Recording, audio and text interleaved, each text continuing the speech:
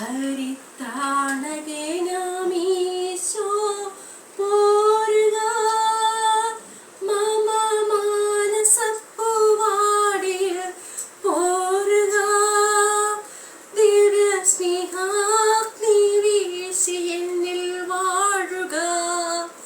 സുരദീപ്തി ചിന്തി എന്നിൽ വാഴുക.